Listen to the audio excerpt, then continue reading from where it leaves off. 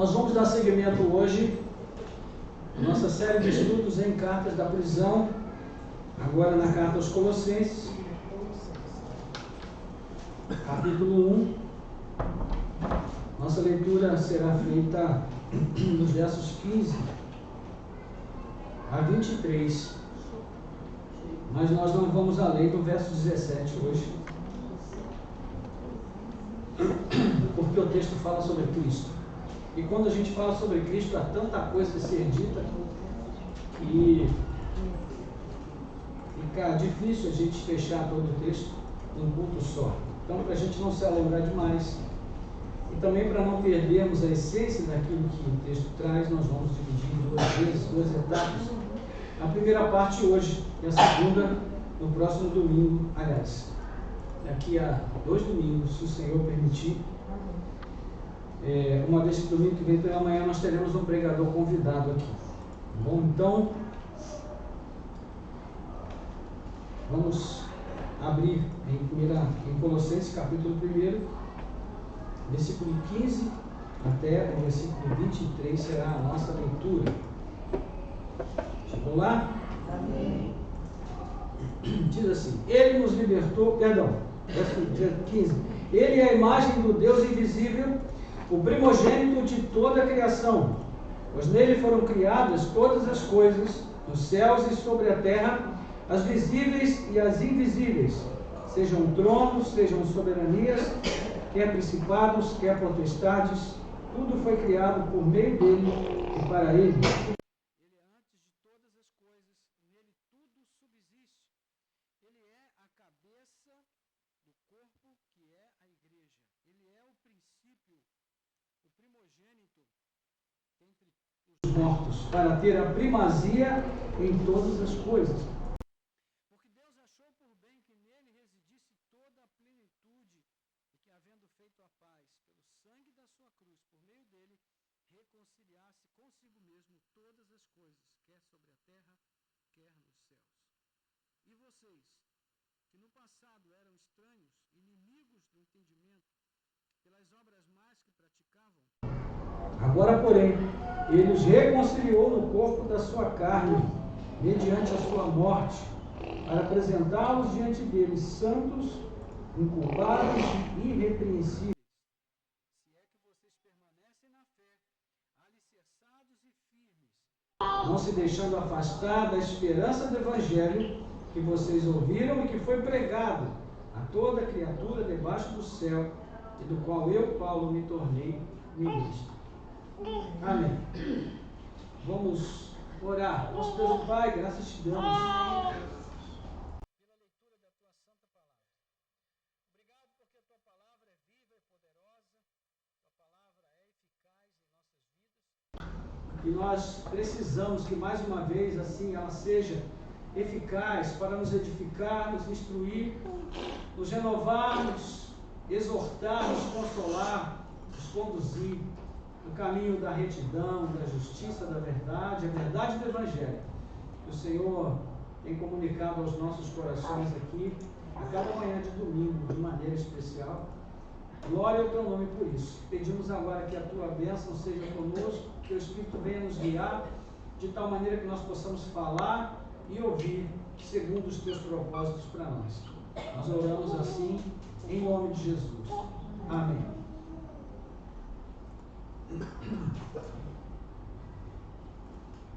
Glória a Deus. Irmãos, nós temos falado aqui sobre as cartas da prisão há várias semanas. Nós estamos já na 37ª lição e temos aprendido muitas coisas a respeito de Cristo, da pessoa de Cristo. Mas esse texto, o capítulo 1 da carta aos Colossenses, é especialmente dedicado, especialmente nessa porção que nós lemos do capítulo, do verso 15 até o 23, a descrever a pessoa de Cristo de uma maneira muito clara, muito profunda, e também muito própria para as intenções que Paulo tem ao escrever essa carta. Então, hoje, e se Deus permitir, daqui a 2 domingos, nós estaremos trabalhando com essa porção que é muito rica, e ela poderia se desdobrar numa série de mensagens que levaria meses, porque há muita coisa aqui para ser pensada, para ser levada em conta. Nós vamos tentar resumir o que é mais importante dentro da nossa interpretação do texto, a partir do verso 15 até o 17. Então, daqui a 2 domingos, se o Senhor permitir, nós vamos seguir do verso 18 em diante. Ok? Bem, nos últimos 2 domingos nós estivemos refletindo sobre as orações de Paulo em favor dos colossenses. E as suas orações, elas consistem em ações de graças, em primeiro lugar, onde ele vai expressar a sua gratidão, a sua alegria pelo fato de os colossenses terem acolhido a palavra pregada por Epáfras, e ele agradece por eles terem entendido a graça de Deus na verdade, que é o Evangelho, e pelos frutos decorrentes da ação do Evangelho nas vidas deles.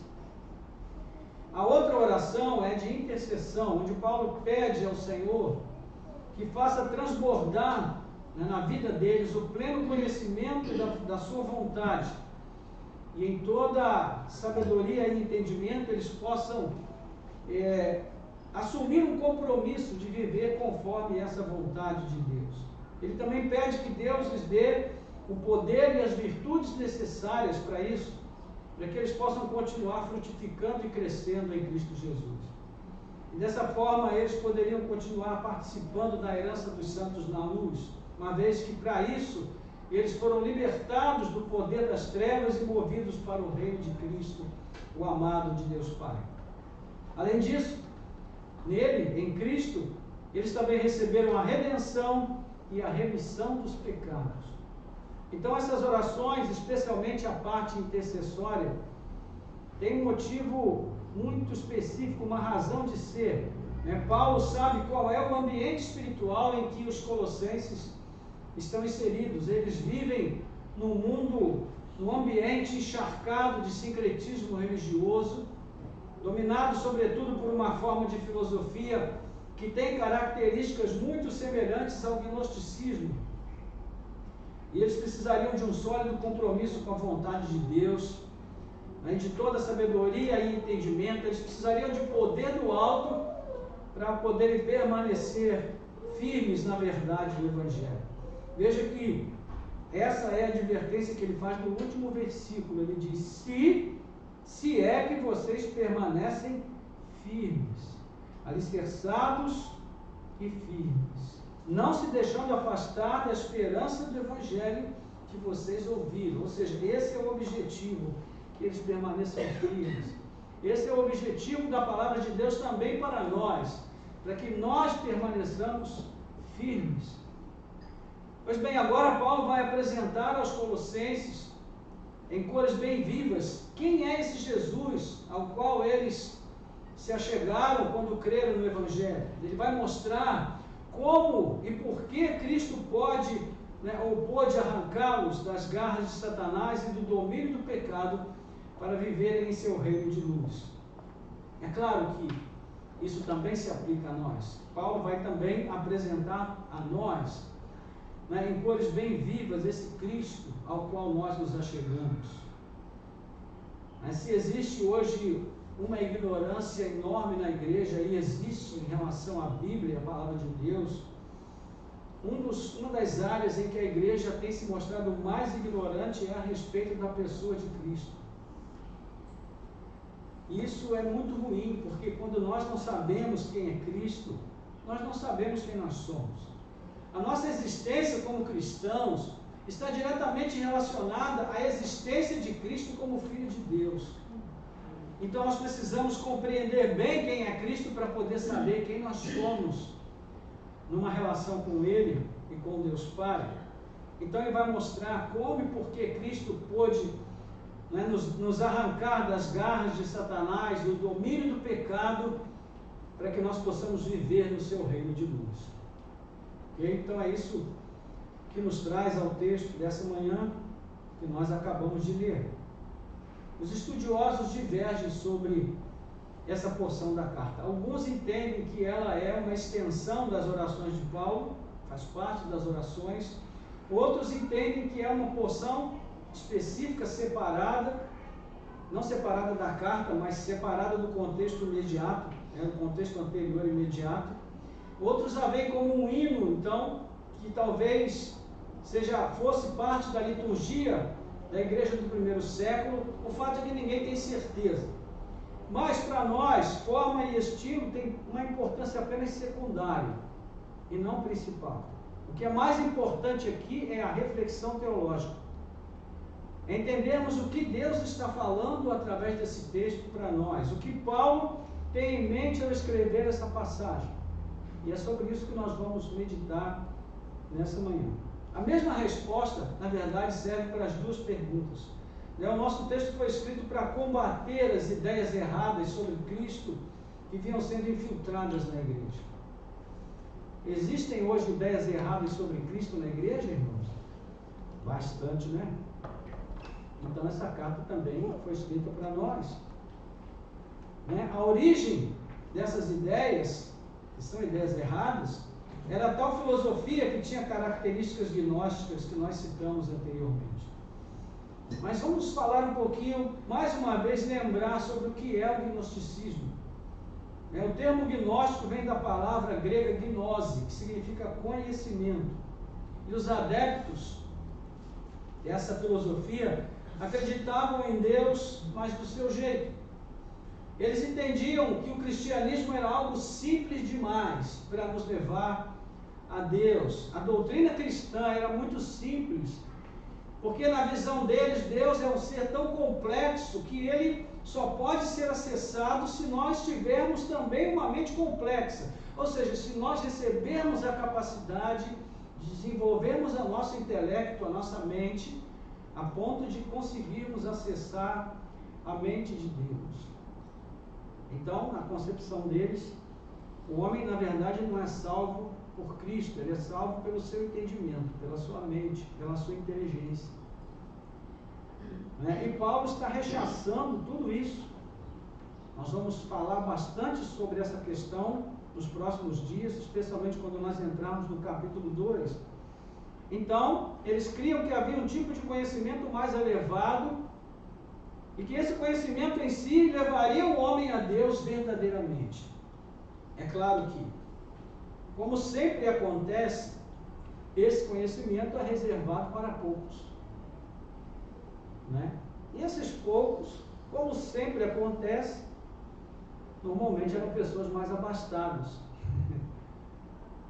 Então, além de ser uma filosofia religiosa extremamente sectária, ela separava quem era capaz e quem não era capaz, ela ainda era elitista, ou seja, ela elegia uma classe da sociedade, só aquela classe que tinha acesso a esse tipo de conhecimento elevado. Outra característica dos gnósticos era o desprezo por tudo que é material. Eles entendiam que a matéria era algo essencialmente mau. Então, sendo má a matéria, ela não podia ter relação com o verdadeiro Deus. E por essa razão, se Deus tivesse que enviar um mensageiro ao mundo, ele não faria isso enviando um ser que habitasse num corpo humano de verdade, porque a matéria é má. Então, para eles, Cristo não tinha realmente um corpo humano, ele só aparentava ter um corpo humano. Isso também atenta contra a nossa fé. E mais, como emissário de Deus, Jesus teria sido apenas um entre muitos, não o único, mas um entre muitos que serviam como interlocutores, que serviam como intermediários nessa relação de Deus com os homens. Então, eles valorizavam muito as aparições de anjos, entre aspas, como expressões de mesmo peso e valor que Cristo na intermediação entre Deus e os homens. É por isso que Paulo vai falar mais à frente sobre o culto a anjos. Então essas são apenas algumas ideias erradas sobre Deus e sobre Cristo que estão sendo combatidas aqui. Nós sabemos que o movimento gnóstico é identificado efetivamente como fator de influência sobre a igreja cristã a partir do segundo século. Mas esse movimento filosófico que afligia os colossenses, ele seria uma espécie de proto-gnosticismo, ou seja, o início do desenvolvimento dessa filosofia também no contexto da igreja. E combinado com alguns aspectos judaizantes e outros ligados às religiões de mistério, isso formava a filosofia que Paulo está combatendo quando ele escreve essa carta. Então, à medida que nós formos avançando com o texto, nós vamos pontuando as principais influências e o modo como Paulo vinha combatendo cada uma delas. Ok? Tudo bem até aí? Alguma dúvida? Uma coisa importante que eu esqueci de mencionar sobre o gnosticismo é que normalmente os gnósticos eles saíam para uma de duas correntes. Ou a corrente do ascetismo, que era aquela que defendia uma vida austera, né? Prática de jejuns prolongados, um certo apego a regras, a leis, a regulamentos, enfim, um legalismo muito forte como meio de se tornar incapaz de chegar a Deus. O outro caminho, a outra corrente seria basicamente o hedonismo. Por quê? Se a vida material não tem valor, se o corpo é mau, se a matéria é má, então de duas uma, ou eu preciso elevar a minha alma ao máximo que eu puder, e depende de mim fazer isso, na visão dos gnósticos, ou então eu me entrego ao pecado, porque se a matéria é má e ela não tem peso diante de Deus, então eu posso pecar, porque o pecado é cometido na matéria, no corpo, isso não vai influenciar na minha alma. Então havia essas duas correntes, E se a gente pudesse fazer um estudo aqui a respeito disso, nós veríamos que isso influencia a igreja até hoje. Porque até hoje nós temos essas duas correntes dentro da igreja evangélica. Os legalistas ou os hedonistas. Dificilmente encontramos pessoas que estão centradas ali no caminho do meio. Ok? Então, uma das divisões possíveis da porção que nós lemos, e é a divisão que nós vamos seguir, ela ficaria assim: dos versos 15 a 20, nós temos a exposição da plena suficiência de Cristo para a salvação daquele que crê, e também para a salvação do próprio universo. Como nós vamos ver no próximo estudo, Cristo não veio só para reconciliar o homem com Deus. A obra de Cristo, ela foi realizada para reconciliar todo o universo com Deus. E nós vamos ver isso nos próximos dias. A segunda parte, Paulo vai demonstrar aqui, nessa questão da reconciliação, como Cristo operou essa grande obra que reconcilia com ele os homens e toda a criação de Deus. E dos versos 21 a 23 nós temos uma explicação do fim para o qual Cristo nos reconciliou. É uma espécie de aplicação daquilo que Paulo vai dizer dos versos 15 a 20. Okay? Então hoje nós vamos ficar, como falei, dos versos 15 a 17 dentro do tópico da plena suficiência de Cristo. Então, primeiro ponto: quem é o Jesus dos evangelhos? Quem é esse Jesus? E Paulo começa dizendo, verso 15, que ele é a imagem do Deus invisível, o primogênito de toda a criação. O primogênito de toda a criação. Então Paulo mostra numa linguagem simbólica, ele começa descrevendo Cristo com esses dois símbolos: a imagem do Deus invisível e o primogênito de toda a criação. Verso 15. E aqui nós temos as respostas à alegação de que Jesus seria um entre muitos intermediários da relação entre Deus e os homens. Paulo está dizendo: não é isso. Não é essa a verdade. Paulo está dizendo que Jesus é a imagem do Deus invisível. E a palavra usada no texto grego para a imagem é eikon. O que é uma imagem, na verdade? Imagem é uma representação de algo. Por exemplo, quando nós vamos a algum lugar e vivenciamos naquele lugar uma experiência que marcou as nossas vidas, o que é que nós fazemos? Tiramos uma foto, né? E carregamos conosco aquela imagem. O que aquela imagem significa? Ela é a experiência vivida em si? Não. Mas quando nós olhamos para aquela imagem, ela nos remete à experiência que nós vivemos. E é como se nós pudéssemos vivenciar aquela experiência outras vezes, sempre que nós olhamos para aquela imagem. Então, essa imagem nos remete àquele momento específico e não nos deixa esquecer do que nós vivenciamos. Seria como reviver aquele momento, né, várias e várias vezes. Pois bem, Cristo é a imagem do Deus invisível. O próprio Deus não pôde e não pode ser capturado e mostrado em uma imagem. Mas o Deus Filho encarnou para mostrar a imagem do Pai, do Deus Pai. Como é que João descreve esse evento? Vamos a João capítulo 1. João capítulo 1.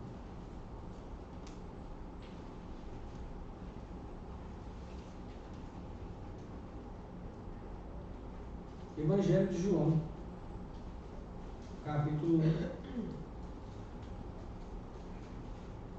versículo 18. Vamos ler juntos? Chegou lá? Chegou? Amém. Então vamos, diz assim: ninguém jamais viu Deus. O Deus unigênito que está junto do Pai é quem o revelou. Ou seja, jamais alguém viu a Deus. O Deus unigênito que está junto do Pai é quem o revelou. Revelação é outra palavra ligada à fotografia, não é? Antigamente a gente tinha que levar as fotos para quê? Para revelar. Não é isso? Então, você vê que essa ideia de que Jesus é uma recordação do ser de Deus, e todas as vezes que nós olhamos para Cristo, nós nos lembramos do Pai, porque Ele é a única expressão do Pai a qual nós já tivemos acesso. Nós não podemos vê-lo com os olhos físicos. O apóstolo Pedro vai dizer na sua primeira carta que nós não podemos vê-lo, mas isso não impede de nós o amarmos.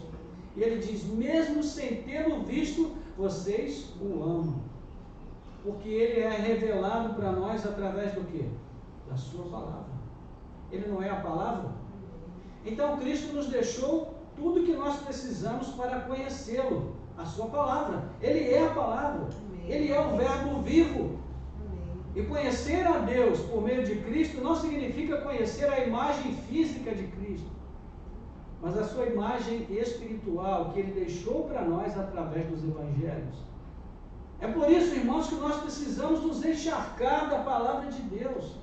Porque quanto mais nós nos saturamos com a palavra de Deus, mais clara a imagem de Cristo fica para nós. E mais clara fica a imagem de Deus para nós. Porque quem conhece o Filho, conhece o Pai. Ninguém pode chegar ao Pai a não ser por meio do Filho. Mas a grande diferença em relação a Cristo é que Ele é uma imagem perfeita de Deus. Perfeita. Em casa nós temos várias fotos ainda daquela época do lambe-lambe, né? Aquelas fotos que a gente tirava hoje, demorava um mês para revelar, né? Tinha que tirar a foto, quando a gente ia buscar pegar a foto já estava até mais velho. Então, muitas dessas imagens vão descolorindo com o tempo, elas vão ficando embaçadas, né? Principalmente aquelas mais baratinhas, né? Que a gente pagava para Polaroid, lembra da Polaroid? Que revelava na hora, né? Aquele negócio descoloria, que era uma coisa horrível. E aí ficava só aquela sombra, né, da antiga imagem. Então, a imagem de Cristo não é assim. A imagem de Deus em Cristo é perfeita. Ela nunca muda. Sempre é a mesma imagem. Então, em Cristo, o Deus invisível se tornou visível para nós. Veja o que o autor aos Hebreus escreve no capítulo 1, versículo 3, primeira e segunda parte do versículo 3. Chegou lá?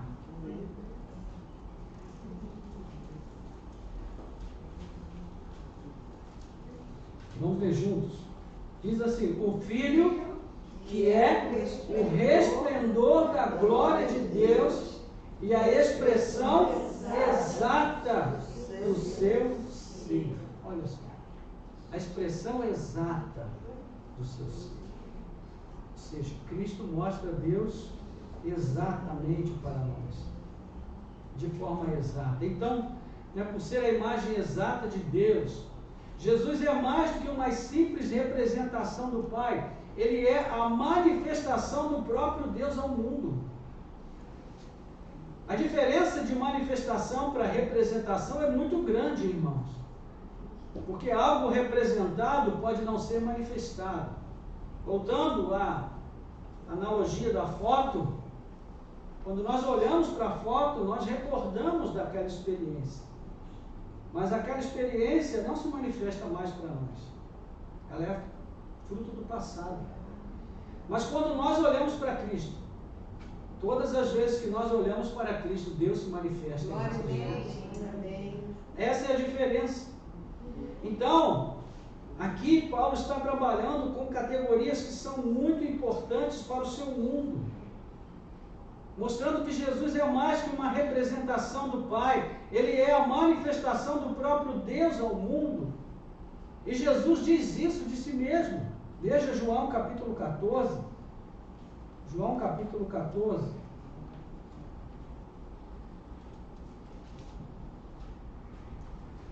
Versículos 8 a 9.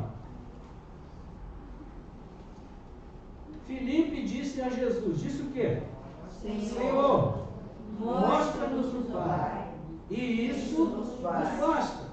Vamos dar uma paradinha aí. Olha o que Filipe está pedindo. Filipe está dizendo: Senhor, nós não estamos muito seguros naquilo que o Senhor tem dito a nós. Mas não vamos pedir muito, não. Mostra só o Pai para nós e a gente está satisfeito. Isso nos basta. Ele não pede pouco, não, né? Isso nos basta. E aí como é que Jesus responde? Verso 9. Há tanto tempo estou com vocês, Filipe, e você ainda não me conhece? Quem vê a mim, vê o Pai. Como é que você diz, mostra-nos o Pai? Ou seja, olha só, Jesus está dizendo: Filipe, quem me vê, vê o Pai. Se você quer ver a Deus, olha para mim. Porque se você olhar para mim, você vai ver o Pai. Glória a Deus. Irmãos, que coisa maravilhosa, né? Que coisa maravilhosa. No Antigo Testamento, existe uma figura, uma simbologia que é o que se aproxima mais do que Jesus, de como Jesus está sendo descrito aqui. É a palavra sabedoria. No livro de Provérbios é Hokmah. E no capítulo 8 de Provérbios, bem como no capítulo 2, a sabedoria, Hokmah, ela é personificada. E é um versículo onde o proverbista diz que ela estava no princípio com Deus. Olha só. Você se lembra de algum evangelho que começa assim? Ele estava no princípio com Deus. Tem um evangelho que começa assim? Tem, não tem? Exatamente. Então veja, irmãos, nada na Bíblia é por acaso. Quando João começa dizendo ali, ele estava no princípio com Deus, para onde ele está apontando? Ele está apontando para a sabedoria. A sabedoria que é descrita lá no livro de Provérbios como uma pessoa. Ela estava presente com Deus no princípio da criação. Mas João também está apontando para os gregos, porque ele descreve Jesus como Logos. O Logos é descrito por um filósofo judeu chamado Filon, lá do segundo século da era cristã, se não me falha a memória. Então, Filon descreve o Logos exatamente com essa mesma palavra, eikon. Ou seja, como o Logos sendo o princípio criador de tudo que existe. Então Paulo aqui está falando para os judeus. Sabe a sabedoria? Entende que a sabedoria que vocês sempre atestaram como princípio de tudo, como a origem de tudo, Cristo é a sabedoria. Ele é o princípio de tudo. Ele é a imagem do Deus invisível. Ele é a sabedoria encarnada, a palavra encarnada, o Deus encarnado. Ele está falando para os gregos. Sabe o Logos, que vocês têm tanto apreço pelo Logos, como a origem de tudo, o princípio de tudo, a explicação de tudo. Cristo é o Logos. Ele é o princípio de tudo que existe. A imagem de Deus, o Deus invisível. Então Paulo está falando aqui para gentios e para judeus, ele está falando para todos. Eikon também era usada para descrever um sumário que acompanhava documentos importantes de transações legais. Então, naquela época, como não havia carimbos, junto com o documento legal era emitido um pequeno sumário descrevendo as características das partes envolvidas naquela transação, para que não pudesse haver qualquer extravio ou dúvida em relação à negociação, né? Então, todas as características das pessoas envolvidas naquela negociação estavam ali descritas naquele sumário. A palavra usada para esse sumário era justamente essa, eikon, que também remete para aquilo que Paulo está dizendo. Ele está mostrando que todas as características de Deus estão em Jesus, o Filho amado. Louvado seja o nome do Senhor. Então, meus irmãos, se nós quisermos ver a Deus, vamos olhar para o Filho. Se nós quisermos acessar o Pai, vamos nos dirigir ao Filho, porque Ele é a imagem do Deus invisível, a imagem exata de Deus. Mas Paulo também diz que Ele é o primogênito de toda a criação. Primogênito. E a palavra grega usada aqui é protótokos, que a gente também precisa entender o que não significa primeiro. Ela não significa que Jesus é a primeira criação de Deus no mundo. E é assim que algumas seitas definem Jesus como a primeira criação de Deus no mundo. Jesus não foi criado do nada como todas as coisas. Jesus é a pessoa divina. Jesus é a pessoa coeterna com o Pai e com o Espírito Santo. Lembremos aqui do credo niceno, que diz que Jesus é consubstancial com o Pai, gerado do Pai na eternidade, de mesma substância, não feito e nem criado do nada. Ou seja, Cristo é pessoa divina. Então, primogênito aqui tem o sentido que é semelhante àquele que nós vamos encontrar no Antigo Testamento, né, que mostra uma distinção de honra. Veja, Êxodo capítulo 4, Êxodo 4.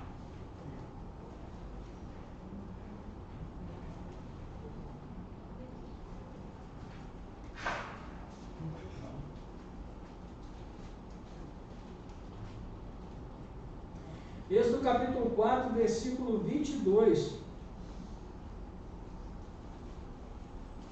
Moisés está indo a Faraó, o Senhor mandou que ele fosse. E o que é que Deus diz para ele? O Senhor diz aí, vamos ler juntos? Diga a Faraó, assim diz o Senhor, Israel é meu filho, meu primogênito. Ou seja, essa é a descrição da própria nação de Israel no passado, o primogênito de Deus. Agora, veja só que interessante, né? Israel como primogênito, eleito, significa que Israel foi feito filho de Deus para ser honrado, o objeto do favorecimento de Deus.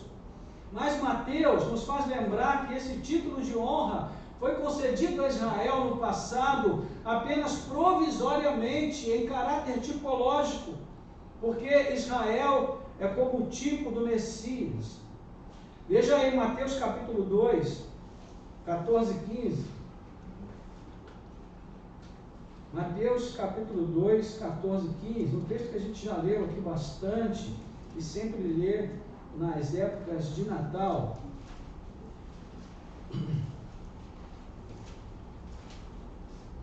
Encontrou? O que diz aí? Vamos ler juntos? Levantando-se, José tomou de noite o menino e a sua mãe e partiu para o Egito, onde ficou até a morte de Herodes.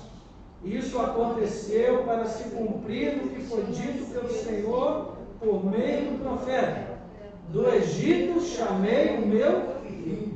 Olha só. Então, quem era, em termos perfeitos, o primogênito de Deus? O Filho de Deus. O Filho unigênito de Deus. O próprio Deus procurou demonstrar essa realidade várias vezes. Lá em Mateus capítulo 3, 16 a 17, quando Jesus sai das águas do batismo, existe uma manifestação, uma teofania, quando o próprio Deus fala dos céus, e uma pomba vem sobre a cabeça de Jesus, e o Senhor então brada dos céus, dizendo: este é o meu Filho amado, em quem está todo o meu prazer, a Ele vocês devem ouvir. De novo, na transfiguração, Lucas capítulo 34 a 35, o Senhor vai dizer também para os seus ouvintes ali, que, especialmente aqueles 3 que estavam com Jesus no monte, ele diz: este é o meu Filho amado, o meu primogênito, a Ele vocês devem ouvir. Então também os judeus interpretavam o termo primogênito como que se referindo mais perfeitamente ao Messias. Veja aí o Salmo de Etano, capítulo 89, versículo 27. Salmo 89, verso 27. Chegou lá? Não.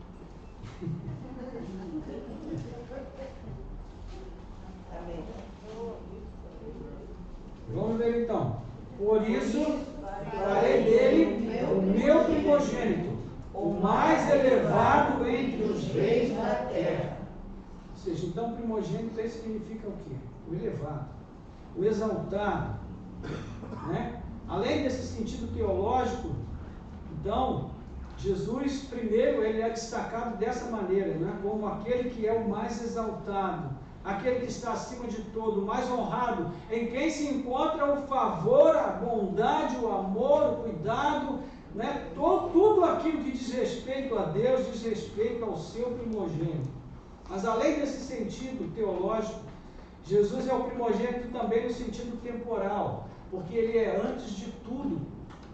Ou seja, Paulo está apontando na mesma direção que os Salmos, Mateus e Lucas. Jesus é o verdadeiro eleito, o Filho de Deus, o primogênito. Nele residem toda a honra, toda a dignidade, todo o agrado e todo o favor do Pai. Louvado seja Deus. Da mesma forma, Paulo apresenta a exclusividade, a dignidade e a honorabilidade da pessoa de Cristo. Ele não é apenas um intermediário entre Deus e os homens, ele é o único mediador entre Deus e os homens. Ele é a própria divindade, ele é Deus, o Deus Filho, ele existe antes da própria criação. É isso que Paulo está afirmando aqui, meus irmãos, para os seus ouvintes, para nós. Mas Paulo vai além. Ele também mostra que Jesus é o meio através do qual todas as coisas foram criadas. Inclusive, os próprios anjos aos quais os filósofos do proto-gnosticismo queriam comparar a Jesus. Veja aí o verso 16. Ele diz: pois nele foram criadas todas as coisas, nos céus e sobre a terra, as visíveis e as invisíveis, sejam tronos, sejam soberanias, quer principados, quer potestades, tudo foi criado por meio dele e para ele. Ou seja, o que Paulo está dizendo? Ele está fazendo aqui, de certo modo, a mesma afirmação sobre Jesus que o autor aos Hebreus também faria. Veja comigo Hebreus, novamente, capítulo 1.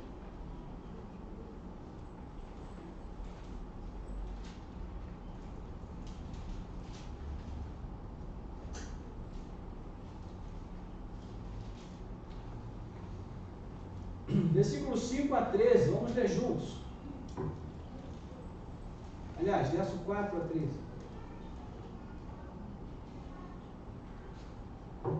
Hebreus capítulo 1, 4 a 13. Diz aí, vamos ler juntos. Tendo se tornado tão superior aos anjos, quanto herdou mais excelente nome que eles. Aí ele começa a fazer perguntas, né? Pois a qual dos anjos Deus em algum momento disse: você é meu filho, hoje eu gerei você. E outra vez, eu lhe serei pai, e ele me será filho. E novamente, ao introduzir o primogênito no mundo, diz: e todos os anjos de Deus o adorem.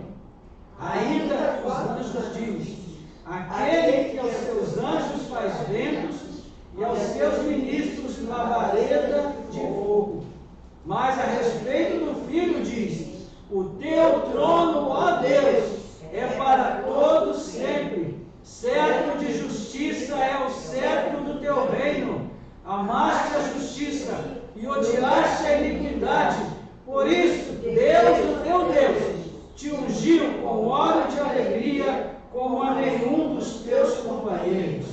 Diz ainda: no princípio, Senhor, lançaste os fundamentos da terra, e os céus são obra das tuas mãos. Eles perecerão, mas tu permaneces. Todos eles envelhecerão, como veste, como manto se enrolarás, e como roupas serão igualmente mudadas. Tu, porém, és o mesmo, e os teus anos jamais terão fim.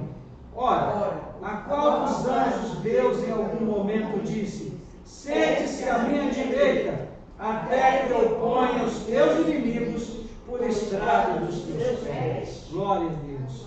Olha só, o autor aos Hebreus está perguntando: a qual dos anjos Deus disse isso? É uma pergunta irônica. O que ele quer dizer? Deus não disse isso para nenhum anjo. Ele disse todas essas coisas a respeito do seu filho, do seu primogênito, do seu filho único. Entende? Então, ele está aqui reproduzindo várias coisas. Ele está citando vários textos: Salmo 2, versículo 7, Atos 13, 33, 2 Samuel 7, 14, 1 Crônicas 17, 13, Deuteronômio 32, 43, Salmo 104, 4, Salmo 45, 6 a 7, Salmo 102, 25, 27, Salmo 110, versículo 1. Ou seja, o que ele está dizendo? Tudo aquilo que havia sido dito no passado havia sido dito a respeito de Cristo. Ele é a razão de ser das Escrituras, da palavra de Deus, de Gênesis a Apocalipse. Ele é a razão de ser de todas as coisas. Então é nesse sentido que Paulo está mostrando aqui que nele foram criadas todas as coisas, no céu, sobre a terra, as visíveis e as invisíveis, sejam tronos, soberanias, principados, potestades. Tudo foi criado por meio dele e para ele. Louvado seja Deus. Então Paulo é cirúrgico aqui. E nessa consideração extremada, que tanto os judeus quanto os proto-gnósticos atribuíam aos anjos, a ponto de dar culto a eles, como já falamos, né? Os filósofos religiosos os dividiam em graus de autoridade e poder que envolviam o quê? Tronos, soberanias, principados e potestades. E Paulo está dizendo: Jesus é maior que tudo isso. Ele é maior que tudo, também porque ele criou todos os anjos, os arcanjos, querubins, serafins, todas as criaturas veneradas por vocês, falsa religião de Colossos. Todas essas criaturas foram criadas por Jesus. Foram criadas pelo próprio Cristo com um fim muito diferente daquele para o qual vocês estão atentando, né? E aí existe uma inversão. No capítulo 4 de Hebreus, no versículo 14, né? Um versículo à frente do que nós lemos agora, por último, o autor aos Hebreus diz que esses anjos, eles foram criados e foram destacados para serviço daqueles que hão de herdar a salvação. E ao invés, né, dos Colossenses se sentirem gratos a Deus por poderem ser servidos pelos anjos, muitos deles queriam servir aos anjos, prestando culto a eles. Uma inversão. É basicamente o que Paulo escreve em Romanos capítulo 1. Nós somos feitos para dar glória a Deus e para sermos servidos pela sua criação. É ao invés disso que nós fazemos. Nós damos glória à criação e queremos ser servidos por Deus. Não é isso que fazemos? Por fim, Paulo ainda vai afirmar que tudo que existe, tudo que foi criado por Cristo, existe não somente por Ele, mas também para Ele. Ele não só criou, mas Ele também sustenta todas as coisas. No capítulo 1, versículo 3, na sequência do texto que nós lemos, o autor aos Hebreus diz que Ele também sustenta todas as coisas pela palavra do seu poder. Ele é o verbo divino, por meio do qual e para o qual tudo que foi feito se fez. Gênesis capítulo 1. O que é que estava com Deus no princípio, através da qual Deus criou todas as coisas, irmãos? A sua palavra, o seu verbo. Foi por meio do verbo que Deus criou tudo que existe. Assim como João, no capítulo 1, já citamos aqui, versículo 1, ele diz: no princípio era o verbo, e o verbo estava com Deus, e o verbo era Deus. E o verbo se fez carne, e habitou entre nós. Ou seja, e João vai dizer, tudo que foi feito por meio dele, e sem ele, nada do que foi feito se fez. Então Paulo ainda está combatendo aqui a ideia de que a matéria é má, porque ele mostra que tudo que há, inclusive o mundo material, foi criado bom e para o bem. O que torna a matéria algo mal é o coração corrompido do ser humano que está deformado.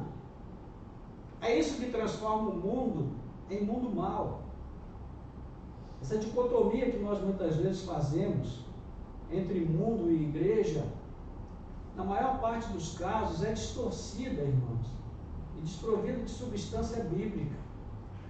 Porque Deus não nos ensinou a odiar o mundo. O que nós devemos odiar é o pecado. A única coisa que nós devemos odiar é o pecado. Fora isso, não devemos odiar a mais nada nem ninguém. Porque se fizermos isso, estamos pecando contra Deus.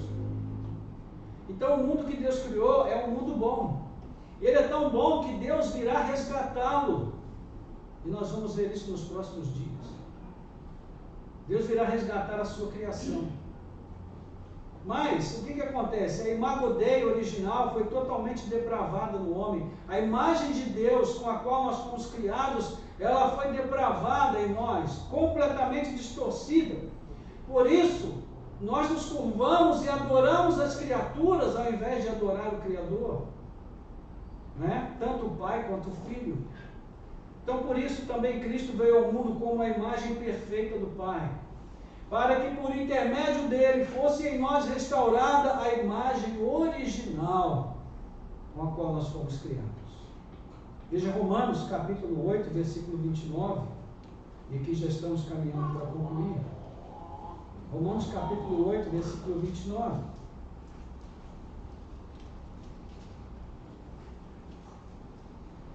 Vamos ler juntos? Chegou lá? Pois aquele que Deus de antemão conheceu, Ele também predestinou para serem conformes o quê? A imagem de seu Filho, a fim de que ele seja o primogênito entre muitos irmãos. Percebe? Aqui também nós temos imagem e primogênito. O sentido é o mesmo. Basicamente, a carta aos Romanos é um esboço de tudo que Paulo vai falar nas outras cartas. Então, ele está aqui desdobrando essa relação da imagem do primogênito conosco, como igreja de Cristo. Nós vamos falar sobre isso no próximo estudo.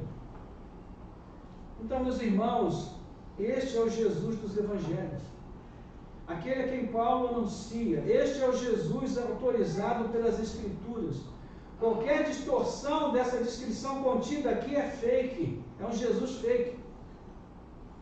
É um Jesus segundo os homens e não segundo Deus. É um Jesus prestador de serviço. E não o Deus unigênito ao qual nós devemos culto e adoração. Então, meus queridos, nós precisamos ter em mente que quando Cristo veio a este mundo, Ele veio trazer não um pacote de benefícios para nós. Ele veio trazer para nós a possibilidade de nós conhecermos o Pai, de nós conhecermos a Deus, saber quem é Deus, o Deus Pai, por meio do Deus Filho. Ele abriu o caminho para nós. Então, a título de aplicação, eu quero apenas focar em 2 pontos. O primeiro ponto é o seguinte, meus irmãos: não há nada nesse mundo que seja maior do que Cristo. Nada. As instituições poderosas deste mundo não são nada diante de Cristo. Todo o arsenal nuclear que existe nesse mundo, todo o poderio que existe na mão de pequenos grupos, de pessoas poucas que detêm um poder enorme, todo esse poder, toda essa ameaça, tudo isso que muitas vezes nos traz insegurança e temores, meus irmãos, tudo isso não é nada diante da pessoa de Cristo. Cristo é maior, Ele é maior, Ele é maior, Ele está acima de todas essas coisas.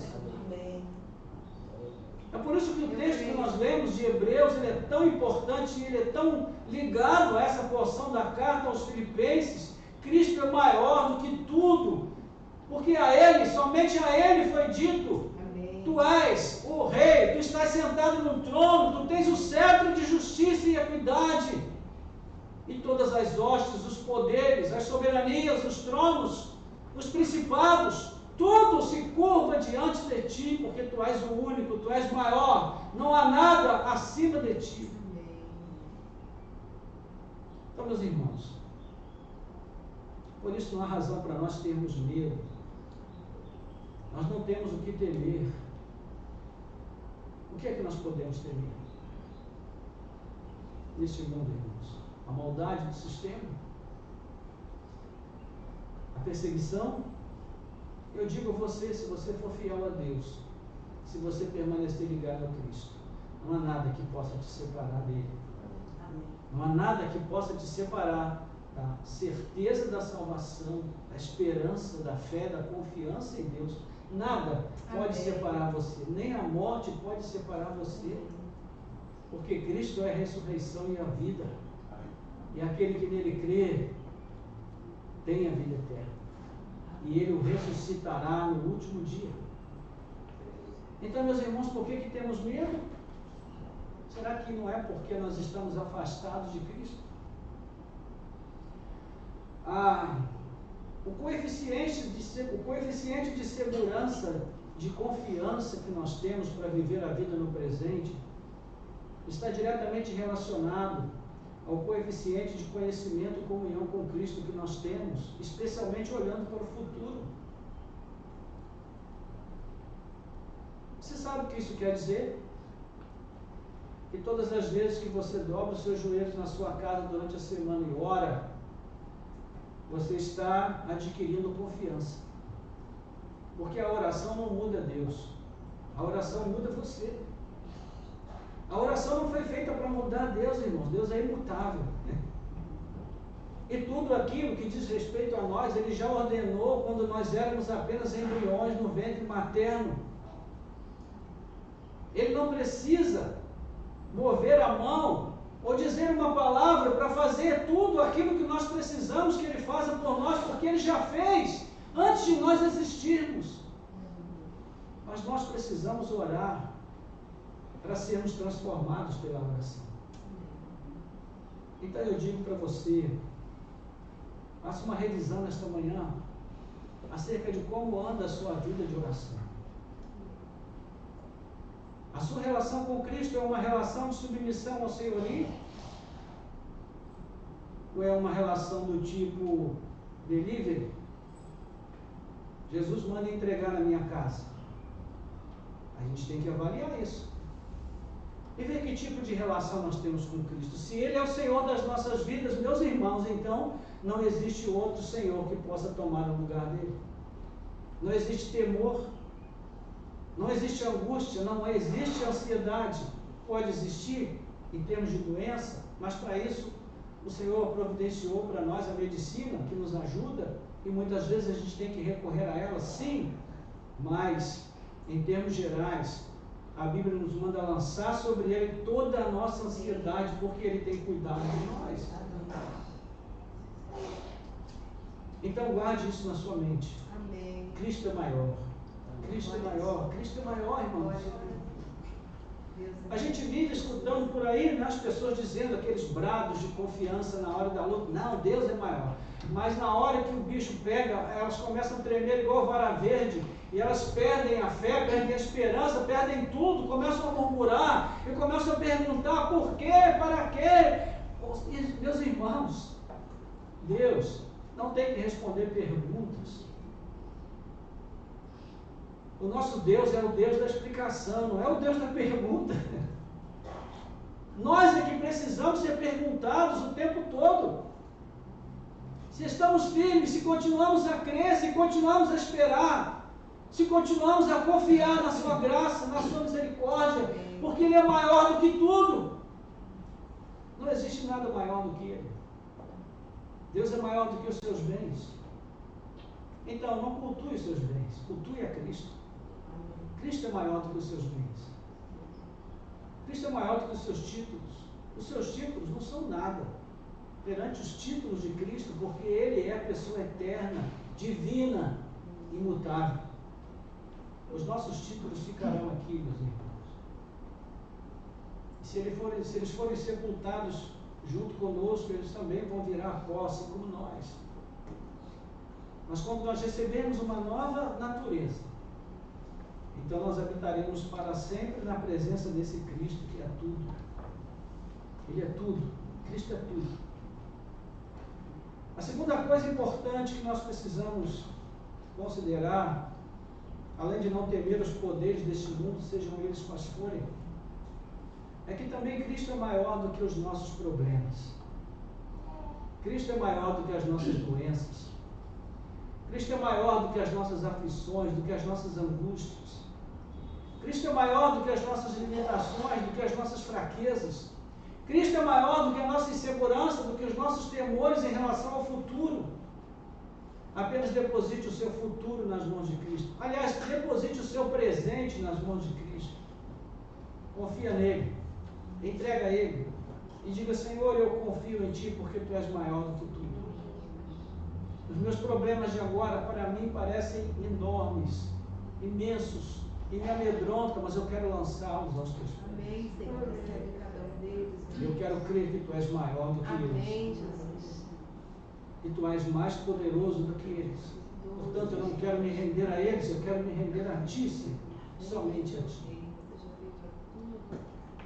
Então, com base nisso, meus irmãos, vamos orar nesta manhã. Vamos falar com o Senhor, vamos pedir a Ele que venha aplicar aos nossos corações esta palavra. Nós acabamos de cantar agora uma canção muito linda a esse respeito. Será que a gente pode cantar? Tem como? E só a parte do coro, né?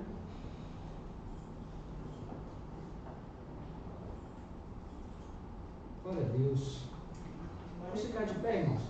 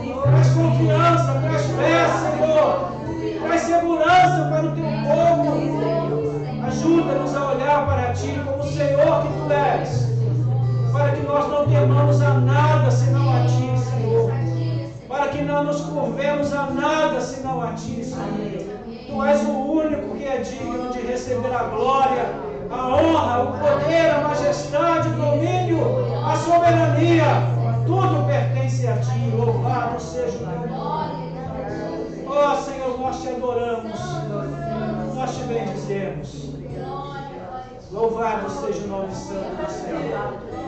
Glória a ti, Senhor Jesus. Aleluia. Glória a Deus. Glória a Deus. Aleluia. Toma, Senhor, teu lugar. Podemos assentar, irmãos? Amém.